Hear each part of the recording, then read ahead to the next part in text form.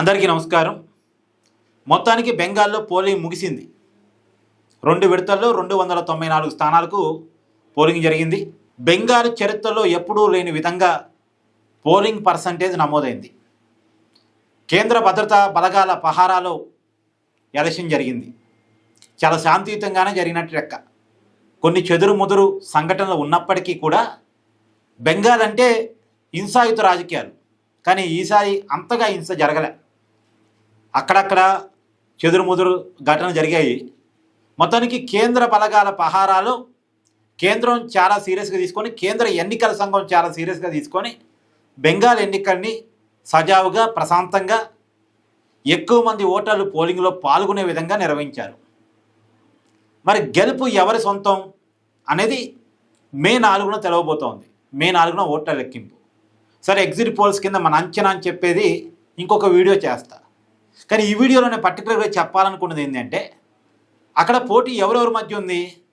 మమతా బెనర్జీకి, నరేంద్ర మోడీకి మధ్య ఉంది. నిజానికి బీజేపీ ఎప్పటి నుంచి బెంగాల్లో ఎదిగింది? 2018 నుంచి బీజేపీ బాగా ఎదిగింది. 2021 ఎన్నికల్లో 77 స్థానాలు సంపాదించింది. అంతకంటే ముందు బీజేపీకి కేవలం 3 స్థానాలు మాత్రమే బెంగాల్లో ఉన్నాయి. 3 స్థానాల నుంచి 2021లో ఏకంగా 77 స్థానాలు సంపాదించింది. మరి బీజేపీ లేనప్పుడు అక్కడ ఉన్నది ఎవరు?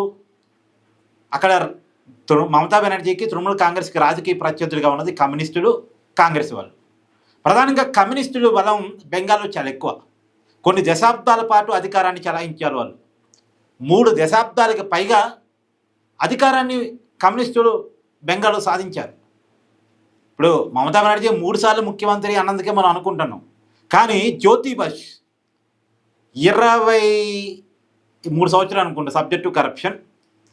ఆయన సుదీర్ఘకాలం బెంగాల్ ముఖ్యమంత్రిగా పనిచేసి ఒక రికార్డును సంపాదించి పెట్టుకున్నారు. సిపిఎం నాయకుడిగా జ్యోతి బస్. ఆ జ్యోతి బస్ గారు అనారోగ్య కారణాలతో చనిపోయిన తర్వాత బుద్ధదేవ్ భట్టాచార్య అక్కడ ముఖ్యమంత్రి అయ్యారు. 2011లో బుద్ధదేవ్ భట్టాచార్య ప్రభుత్వాన్ని ఓడించి, అంటే కమ్యూనిస్టులను ఓడించి, సిపిఎం పార్టీని, కమ్యూనిస్టుల కూటమిని ఓడించి మమతా బెనర్జీ 2011లో ముఖ్యమంత్రి అయ్యారు. 2011 ఎన్నికల్లో తృణమూల్ కాంగ్రెస్ గెలిచింది, మమతా ముఖ్యమంత్రి అయ్యారు మొదటిసారి. అప్పుడు దాకా బలంగా ఉన్న కమ్యూనిస్టులు 2016 ఎన్నికలకు వచ్చేసరికి వాళ్ళ బలం చాలా తగ్గిపోయింది. 3 దశాబ్దాల అధికారంలో ఉన్న కమ్యూనిస్టులు వాళ్ళ అధికారం బాగా తగ్గిపోయింది. ఇప్పుడు ఆ ఓట్ బ్యాంకు కాస్త బీజేపీ వెనక్కి ర్యాలీ అయిపోయింది.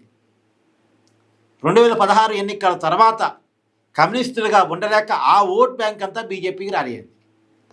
ఎప్పుడైతే కమ్యూనిస్టుల ఓట్ బ్యాంక్ బీజేపీ వెనక్కి ర్యాలీ అయిందో, దాన్ని చూసి కాంగ్రెస్ ఓట్ బ్యాంక్ కూడా బీజేపీ వెనక్కి ర్యాలీ అయింది. దానికి గల కారణాలు మనం ఇక్కడ చాలా క్లియర్గా మాట్లాడుకోవాలి. మామూలుగా కమ్యూనిస్టుల ఓట్ బ్యాంక్ బీజేపీ వెనక్కి రాదు,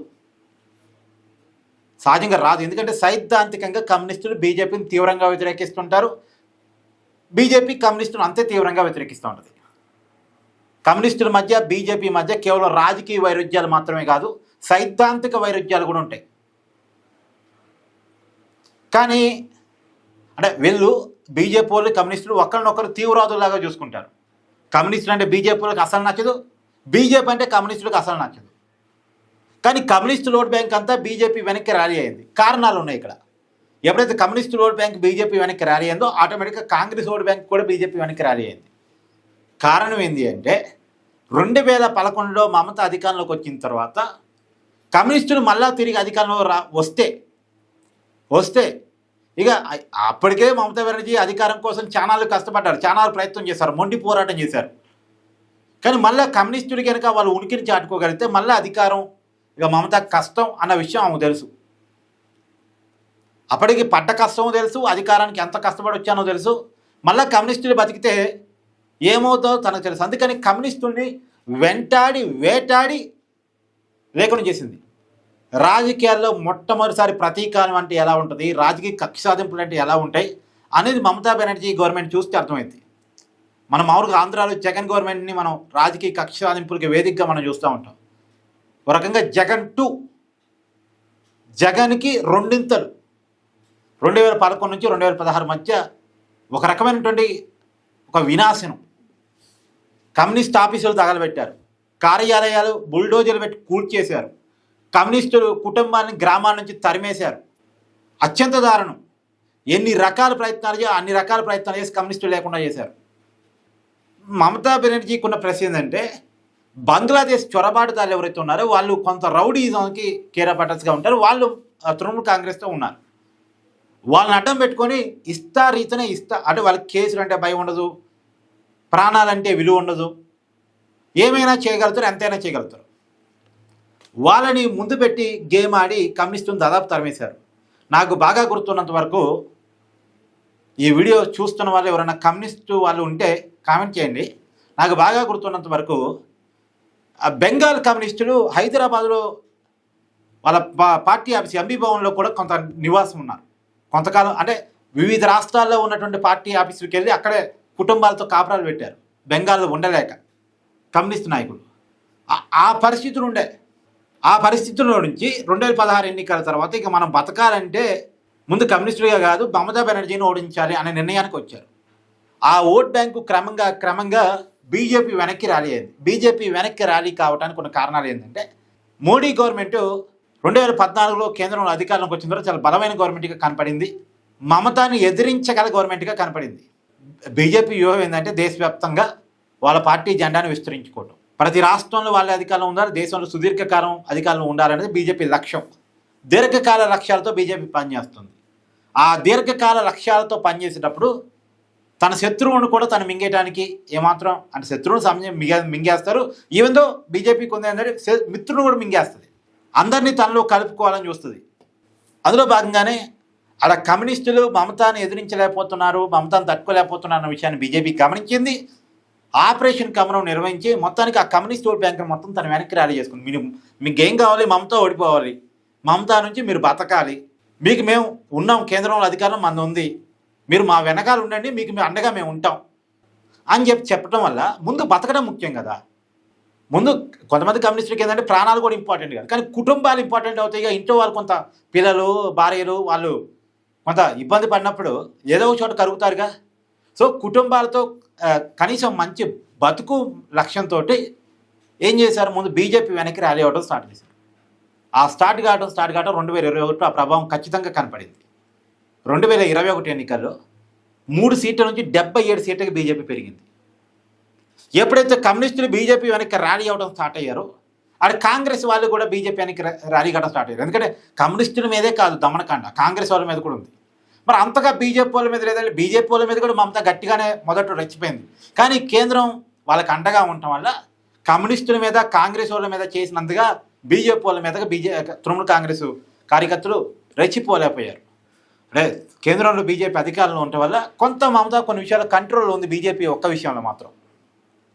రెండోది బీజేపీ కూడా భావజాలం, హిందుత్వ భావజాలం అది కొద్దిగా కనెక్ట్ అయిపోయింది. ఎందుకంటే తృణమూల్ కాంగ్రెస్ వన్ సైడ్గా కొంత మైనార్టీ బొజ్జిగింపు రాజకీయాలు చేసింది, తృణమూల్ అంటే బంగ్లాదేశ్ చొరబాటుదాన్ని ఎంకరేజ్ చేసింది అనేటువంటి పేరు ఎప్పుడైతే పడిందో, అభివృద్ధి వ్యతిరేక అనే ముద్ర ఎప్పుడైతే పడిందో, హిందుత్వ ఓట్ బ్యాంక్ కూడా పోలరైజ్ అయ్యి, middle class vote bank polarise అయ్యి, ఉద్యోగులు పోలరైజ్ అయ్యి ముందు మమతా భావాలు అనే దాంట్లో నుంచి బీజేపీ కనెక్ట్ అయిపోయారు.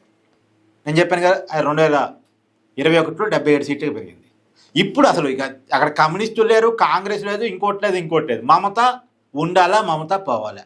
మమత ఉండాలనుకునే సపరేట్ ఓట్ బ్యాంకు అది మమతాకు ఉంది, మైనార్టీ ఓట్ బ్యాంకు, బెంగాలీ సెంటిమెంట్కి లొంగే ఓట్ బ్యాంకు అది మమత వెనకాల ఉంది. మమత ఉంటే అభివృద్ధి లేదు, మమత ఉంటే అరాచకం, మమత ఉంటే బతకలేము, మమత ఉంటే రక్షణ లేదు అనుకునేటువంటి ఓట్ బ్యాంక్ మొత్తం కూడా యాంటీ మమతా ఓట్ బ్యాంక్ కూడా మొత్తం కూడా బీజేపీ వెనక్కి ర్యాలీ అయింది. అందుకని ఇద్దరి మధ్య పోటీ, మమత ఉండాలా, మమత పోవాలా. మమత పోవాలనుకునే వాళ్ళంతా బీజేపీ వెనకాలే ఉన్నారు. ఆడ కమ్యూనిస్టులా, కాంగ్రెసా, నిజమైన హార్డ్ కోర్ బీజేపీనా ఇదంతా కాదు. మమత పోవాలి అనుకునే వాళ్ళంతా బీజేపీ వెనకాల ఉన్నారు. లేదు మమతానే కావాలి, ఎందుకంటే బీజేపీ కొంత హిందుత్వ ఐడియాలజీ పార్టీ కాబట్టి సహజంగా కొంత మైనార్టీలు, ముస్లిం ఓట్లు బెంగాల్లో చాలా ఎక్కువ, అది మమతాకు కొన్న అడ్వాంటేజ్. అవి పోలరైజ్ అయితే హిందూ ఓట్ బ్యాంకు సరే మొత్తం సంఖ్యాపరంగా చూసినప్పుడు మైనార్టీల మీద హిందువులు ఎక్కువ ఉండొచ్చు, కానీ హిందువులు పోలరైజ్ కారు. ముస్లింలు పోలరైజ్ అయినంతగా హిందువులు పోలరైజ్ కారు. కానీ ఆ ముస్లిం మొత్తం పోలరైజ్ అయ్యి మమతా వెనక ర్యాలీ అయ్యారు. హిందువులు కొంతమంది బెంగాలీ సెంటిమెంట్ లొంగి మమతా వైపు, లౌకికవాదం ఆ పేరులో కొంతమంది మమతా వైపు లేదా ఇంకొకరి వైపు, హిందువులు అంతగా పోలరైజ్ కారు కదా. అప్పటికి చాలామంది అయ్యారు హిందువులు కూడా దాదాపు పోలరైజ్ కాబట్టి బీజేపీ అంతగా పెరిగింది లేండి, కాదంటే కానీ ఏదైనా ముస్లింలు పోలరైజ్ అయినంతగా హిందువులు పోలరైజ్ కారుగా. అది యాక్చువల్గా ఇక్కడ ఏం లేదు, మమతాని ఓడించారనే లక్ష్యంతో బీజేపీ వైపు కమ్యూనిస్టులు కాంగ్రెస్ ఓట్ బ్యాంక్ వచ్చింది. నాకు తెలిసి ఈ దేశ చరిత్రలో మొట్టమొదటిసారి కమ్యూనిస్ట్ ఓట్ బ్యాంక్ మొత్తం బీజేపీ వెనక్కి ర్యాలీ కావడం. దానికి ఉన్న కారణం మమతా అరాచకం, మమతా దౌర్జన్యాలు, మమతా దాస్తికాలు ఇవన్నీ. బట్ మళ్ళా మమతా గెలిచిద్దా ఓడిద్దా నేను ఒక సపరేట్ వీడియో చేస్తాను. అక్కడ ఎలా ఉంటుంది తీర్పు అనేటువంటిది, ఎలా ఉండే ఒక నాంచనా మాత్రం, జ్యోతిష్యం కాదు, నాంచనాన్ని మాత్రం చెప్పే ప్రయత్నం చేస్తాను.